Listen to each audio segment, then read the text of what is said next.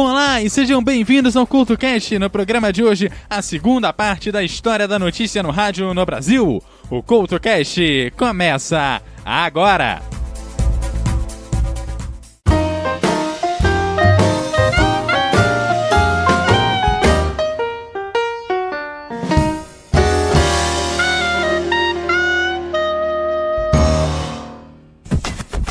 No programa passado, falei sobre o surgimento do rádio no Brasil e seu caráter ideológico de ser educativo e informativo, a liberação da publicidade e os primeiros jornais falados, além do rádio virar parte do projeto de governo de integração nacional. Falei que os primeiros jornais falados foram apenas cópias de jornais impressos e a primeira mudança foi no Jornal da Manhã da Rádio Sociedade do Rio de Janeiro, que além das notícias tinha comentários. Também falei do surgimento do Repórter Esso e terminei com a última edição do Repórter Esso no programa passado. Aliás, o Repórter Esso que ditou uma nova forma de fazer jornalismo que se reflete até os dias de hoje. O Esso, que era produzido pela UPI, United Press International, que ditou sua forma, estrutura e conteúdo. Os telegramas das agências de notícias e do próprio Esso chegavam prontos às rádios, que apenas o irradiavam, o que gerou modelos de notícias absorvidos integralmente pelos noticiários que estavam no ar. Como marco do jornalismo, em 1935 foi inaugurada a Rádio Jornal do Brasil, hoje JB, que estabeleceria vários informativos em sua programação, mas não muito diferente do que se estavam fazendo na época. Fato é que sua programação, que misturava música e informação, virou o slogan.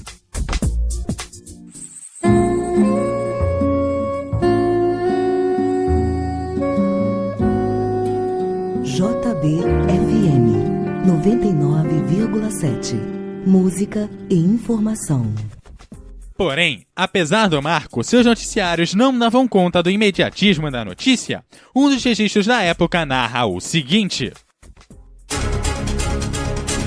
as autoridades do 24º Distrito Policial prenderam há dias uma perigosa quadrilha composta de ladrões de toda a qualidade, que há muito agia pelo subúrbio. Submetidos a um rigoroso interrogatório, os amigos do alheio estão revelando a existência de furtos, roubos e assaltos de todos os modos, sem que a polícia tivesse conhecimento.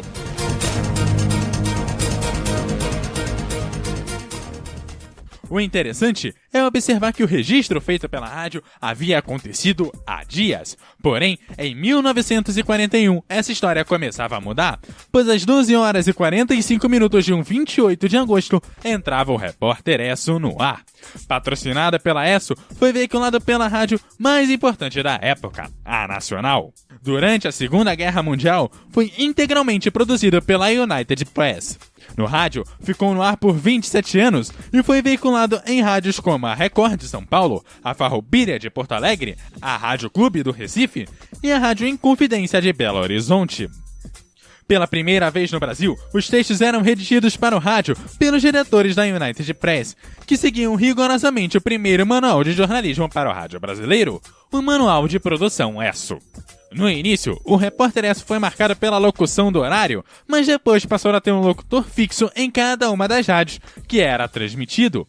O mais famoso foi Heron Domingues, que você ouviu no programa passado, no último Repórter Esso. O jornalismo do Esso era baseado no rádio norte-americano e adotou o conceito do lead que chegou no rádio brasileiro antes de chegar nos impressos.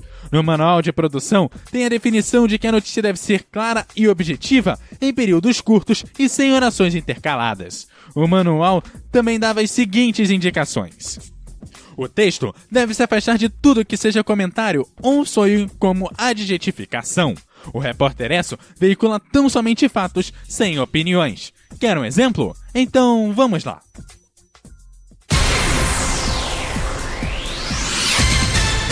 São Paulo. O Palmeiras derrotou hoje o Santos no Pacaembu. A contagem foi 5-0.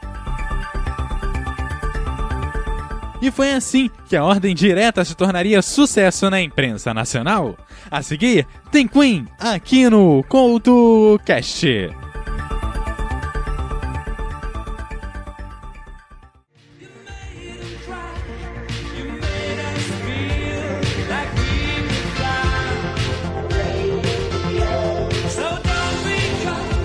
Some background noise, the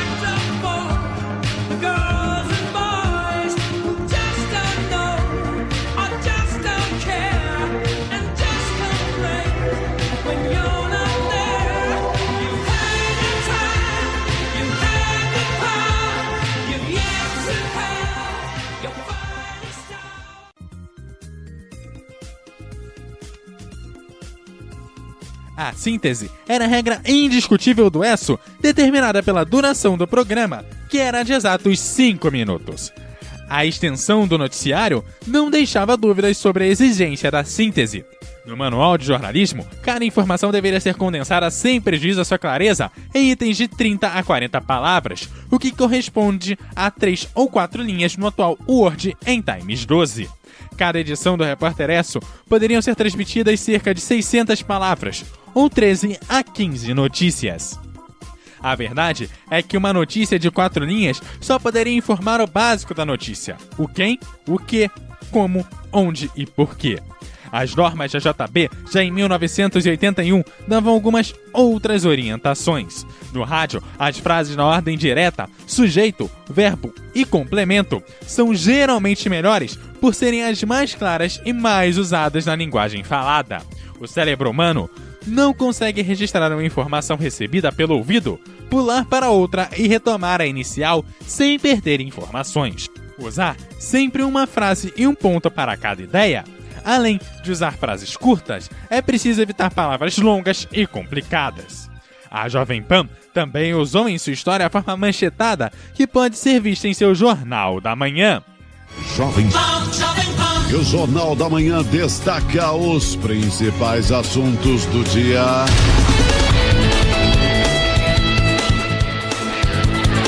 Motoristas e cobradores de ônibus fecham terminais e travam a cidade de São Paulo. Prefeito Fernando Haddad aponta sabotagem e promete acionar a Polícia Federal para investigar paralisação. Cidade acumulou 261 quilômetros de congestionamento e o paulistano sofreu para voltar para casa nesta terça-feira. Em greve, professores da rede municipal fazem protesto e param ruas do centro de São Paulo. Sem teto invadem sede da empresa dona do terreno ocupado próximo ao Itaquerão. Mais 5 ônibus são queimados no Grajaú e sobe para 76 o total de coletivos incendiados em São Paulo neste ano. Polícia liberta 15 reféns e prende quadrilha em loja no centro de Guarulhos. O inquérito conclui que o garoto Marcelo Pesseguini assassinou os pais em agosto do ano passado na zona norte de São Paulo. Epidemia de dengue tem mais 2 mortes confirmadas em Campinas, no interior paulista. O ministro do STF volta atrás e mantém presos o doleiro Alberto Youssef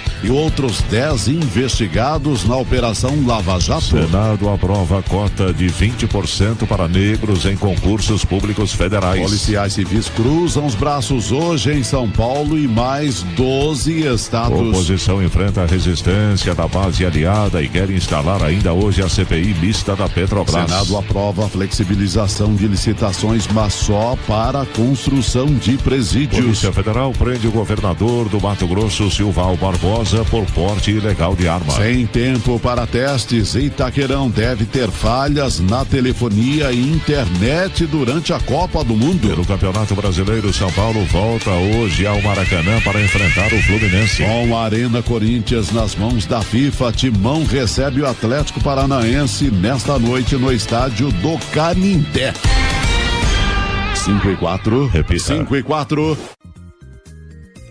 Outro noticiário que entrou para a história foi o grande jornal falado Tupi, criado com uma estrutura de manchetes e divisão de assuntos, que ainda hoje é usada tanto no rádio quanto na televisão. O jornal falado Tupi pegava as matérias da Hot Race, da Associated Press e da United Press e dava um impacto na manchete. Mais tarde, esse estilo ficou conhecido como manchetado. Nesse estilo, as frases viravam títulos e muitas vezes sem usar nenhum artigo. Como eu mostrei, a Jovem Pan virou mestre nisso.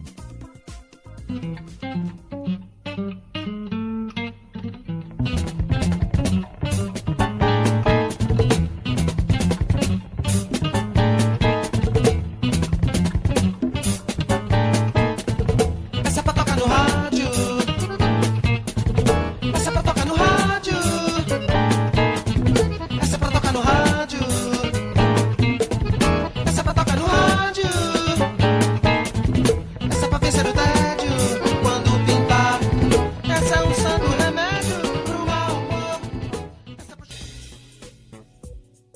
A era de ouro do rádio, que consolidaria o jornalismo em sua grade, acabou com a chegada da televisão na metade dos anos de 1950, o que obrigaria o rádio a mudar radicalmente. Surge a chamada fase vitrolão, por conta do grande uso de músicas e, consequentemente, de LPs nas rádios. Isso porque os grandes artistas, orquestras e outros contratados foram para a televisão, assim como boa parte da cota publicitária.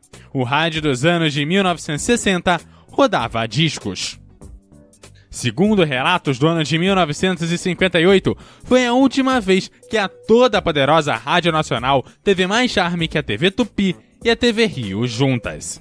A maioria da população brasileira se informa pelo rádio, sendo ondas médias ou curtas. A grande fonte de informação ainda era a Rádio Nacional e as suas retransmissoras. O rádio viu seu cast e sua cota publicitária cair, mas não morreu. Contentou-se em virar o vitrolão e abandonar boa parte da grandeza do passado. Se o rádio não toca música que você quer ouvir, não procure dançar ao som daquela antiga valsa. Não, não, não, não, não, não, não, não, não, não. É muito simples, é muito simples. É só mudar a estação. É só girar o botão. É só girar o botão. É inegável que o rádio seja um meio de comunicação de massas, porém existem emissoras que têm destinatários muito mais concretos. Hoje é dia de conhecer as rádios que só transmitem números, pois isso é uma história de rádio.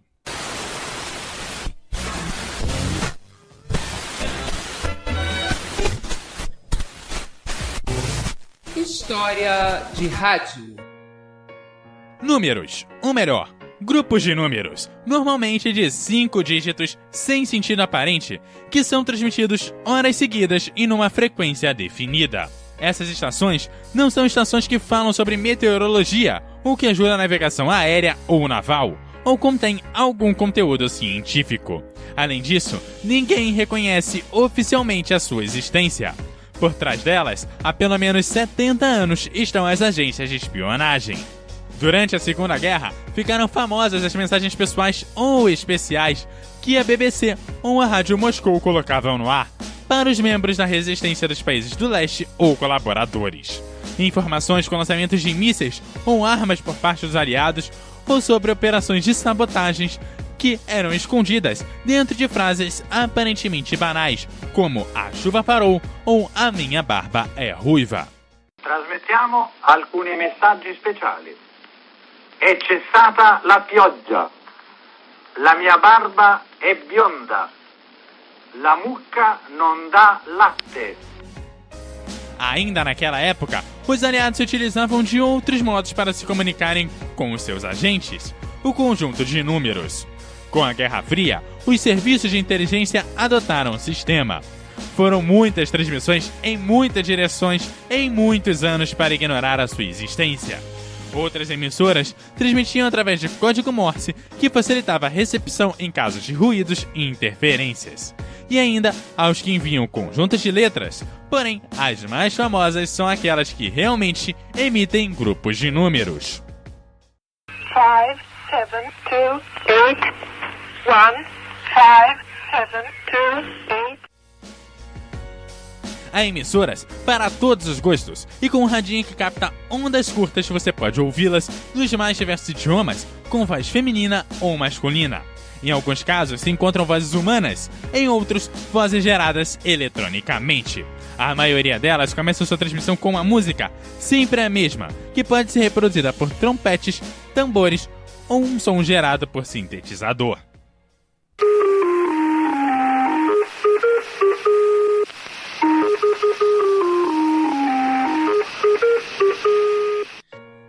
Se você se pergunta por que os serviços de inteligência, que estão anos à frente da tecnologia, usam um serviço tão simples e banal para transmitir as informações, a resposta é tão simples quanto o sistema.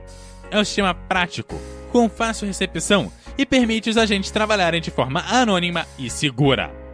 Vale lembrar que pelas ondas curtas pode-se transmitir a distâncias muito longas e chegar em lugares que as rádios locais têm dificuldade, além de somente ser necessário um rádio que pode ser achado em quase qualquer loja. Aliás, quem vai suspeitar de alguém que somente escuta um rádio? Para a compreensão do código, baixe o livro contendo ele. E apesar do fim da Guerra Fria há mais de 20 anos, ainda é possível esbarrar em uma dessas emissoras por aí. Você está ouvindo o CoutoCast. Nos anos de 1960, as rádios que estavam perdendo espaço para a televisão investiram na especialização das suas programações, além de passarem a dar espaço para a utilidade pública.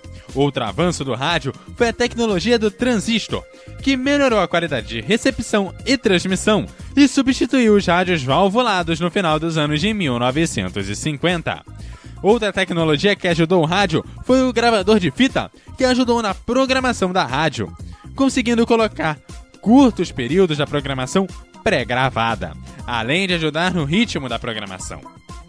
Outras tecnologias que começaram a entrar em operação nos anos de 1960, mundo afora, além do gravador magnético e do transistor, são a frequência modulada, a FM, e as unidades móveis de transmissão. Além das unidades móveis, a redução do peso e volume dos equipamentos utilizados na produção, gravação e transmissão permitem reportagens de rua, entrevistas fora do estúdio e também ao vivo, facilidades que contribuem para impulsionar o radiojornalismo. Outro fator que contribuiu para o jornalismo no rádio foi os 50 anos em 5, com o desenvolvimento de vários setores, seguido da crise que nos levou a Jânio e Jango e ao golpe militar de 1964. Dito isso, está claro que o momento era propício para o jornalismo e o rádio foi o mais capaz de informar graças às novas tecnologias. Também não foi à toa que o Lionel Brizola... hoje tem muito político por aqui, mas retomando, não foi à toa que Brizola identificou o potencial do rádio e seu poder e ajudou a criar a cadeia da legalidade, uma rede de rádios de resistência à primeira tentativa dos militares de chegarem ao poder nesse período, em 1961. O então governador do Rio Grande do Sul e vários outros políticos falavam para todo o Brasil a favor da posse de Jango. A partir do porão da sede do governo gaúcho, formava-se a rede que tinha todas as rádios gaúchas e outras espalhadas pelo Brasil. Ali, discursos, mensagens e orientações para a organização de um levante eram irradiadas.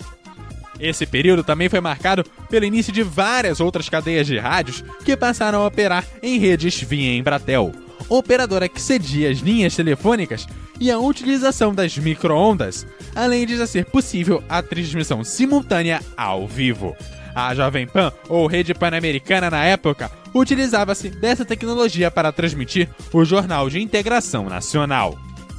Embora tivesse tido um incentivo ao radiojornalismo entre os anos de 1950 e 1970, o veículo teve o declínio e entrou na fase do vitrolão. O rádio virou som e o 3 em 1 virou moda. Toca-fita, rádio e toca-discos era sucesso na época. Mas fatores políticos e mudanças tecnológicas contribuíram para o ressurgimento de um novo veículo. Um modelo que deu certo e permanece até os dias de hoje é aquele da mistura da notícia com a programação musical. A pioneira foi a Rádio JB do Rio de Janeiro. O formato de música e informação foi um sucesso para cobrir os anos da posse de Jânio até abril de 1964. A Jovem Pan em São Paulo foi outra que também apostou no formato. Muita busca de informação nas agências, mas também na própria cidade, estado ou região. Para combater a TV, a Jovem Pan apostou também na prestação de serviço e virou a emissora de esportes e acabou de mudar a programação de vez e o nome de Pan-Americana para a Jovem Pan. Além da notícia do rádio informativo, a prestação de serviço e a utilidade pública ganhavam espaço.